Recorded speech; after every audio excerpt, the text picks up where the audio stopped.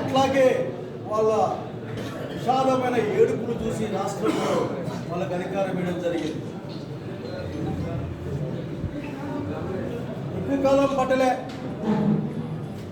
వాళ్ళు ఏందో అన్నం అంతా ఉడికిందా లేదా అని తెలియాలంటే ఒక 2 మిత్రులు అట్లా ఇంట్లో మన అమ్మ నాయన అమ్మలు ఇట్లా వండుతారు, మనం కూడా చేస్తాం అనుకో, అట్లా చేయగలుచుకుంటాం. ఏమంటే అర్థమైపోయింది వీళ్ళు ఏమీ చేయరు. వీళ్ళు దాదాపు ప్రజలకు ఇచ్చిన వాగ్దానాలు 1 సంవత్సరం మనకిచ్చారు. అంటే 30-40 వేల కోట్ల రూపాయలు మిగిల్చుకున్నారు వాళ్ళు. వాళ్ళు ఏమైనా మాట మాట్లాడి ఈ రోజున సీఎం చంద్రబాబు నాయుడు గారికి ఆ మాత్రం తెలీదా? మాట ఇచ్చేటప్పుడు మాట ఏ విధంగా నిలబెట్టుకోవాలి, నిలబెట్టుకుంటామన్న ఆలోచన లేకుంటే మాట ఇస్తారా? ఎన్నికల ముందు నాకు అన్ని విషయాలు తెలుసు, నాకు అన్ని విషయాలు తెలిసే మాట ఇస్తా ఉన్నా, నేను అందరికీ అన్ని పనులు చేస్తాను, క్యాషే ఇంకంత క్యాష్ తక్కువ మాట్లాడలేదు.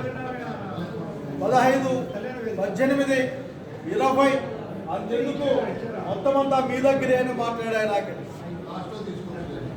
ఈ రోజున నా దగ్గర డబ్బులు లేవు కాబట్టి నేను చేయలేకపోతా ఉన్నాను అని మాట చెప్పిన రోజున బాబు గారు అట్లాగే పవన్ కళ్యాణ్ గారు మీకు ఆ మాత్రం తెలియదా అని జనం అడుగుతూ ఉన్నారు, మేము అడుగుతూ ఉన్నాం.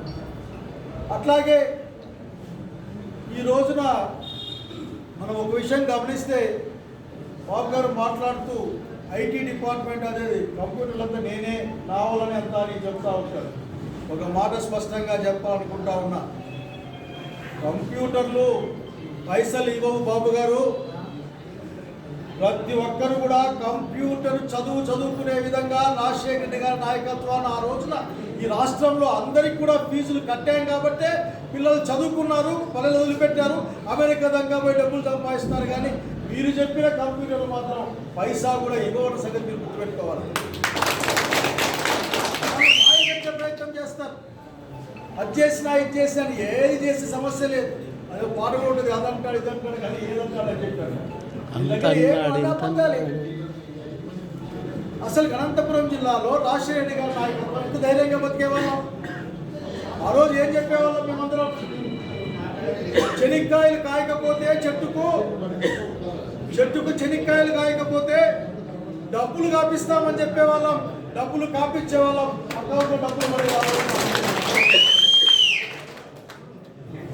ఇది పరిపాలన చంద్రబాబు నాయుడు చెప్పాల్సిన అవసరం వచ్చింది.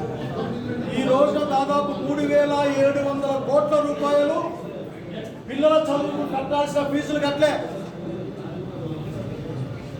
నిరుద్యోగ వృత్తి ఇస్తానని పిల్లలకి ఇవ్వలే 3,000 రూపాయలు.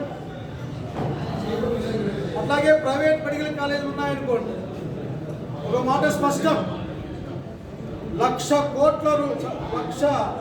కోట్ల రూపాయలు ఇప్పటికీ 1,00,000 కోట్ల రూపాయలు ఇప్పటికీ అప్పు తెచ్చారు మన పేరు మీద, అంటే ఈ రాష్ట్రం పేరు మీద 1,00,000 కోట్ల దాదాపు అప్పులు తెస్తే పిల్లల ఫీజులు కట్టలే, రైతుల అకౌంట్లో డబ్బుల్లే, కష్టం వస్తే ఆదుకునే వాళ్ళే, ఆసుపత్రుల్లో మందుల్లే సరిగా.